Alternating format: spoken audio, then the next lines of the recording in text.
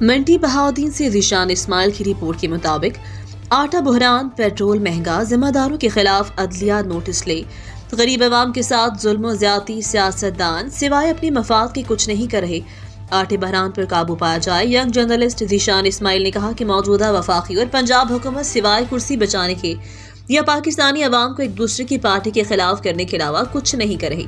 ضلع منڈی بہاؤدین میں ناقص غیر معیاری سرکاری آٹا بھی عوام کی پہنچ سے دور ہو گیا۔ جہاں سرکاری آٹا دستیاب ہے وہاں پر بلیک میں ہوٹل مالکان کو دینے کے سوا کچھ نہیں کر رہی۔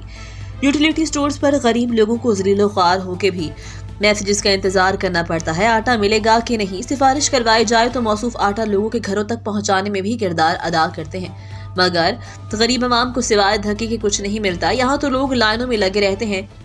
یوٹیلیٹی سٹورز پر بیٹھے ملازمین غریب عوام کا بھلا کرنے کے بجائے نامناسب رویہ اپناتے ہیں۔ ہمارے موجودہ حکمران صفائی اپنے مفاد کے کچھ نہیں کر رہے، عوام کو ایک دوسرے کے خلاف لڑایا جا رہا ہے۔ ان کرپٹ حکمرانوں کی باتوں میں آ کر ہم لوگ ایک دوسرے کو ان کی ایمانداری کے لیے اچھا ثابت کرنے کے لیے آخری حد تک چلے جاتے ہیں۔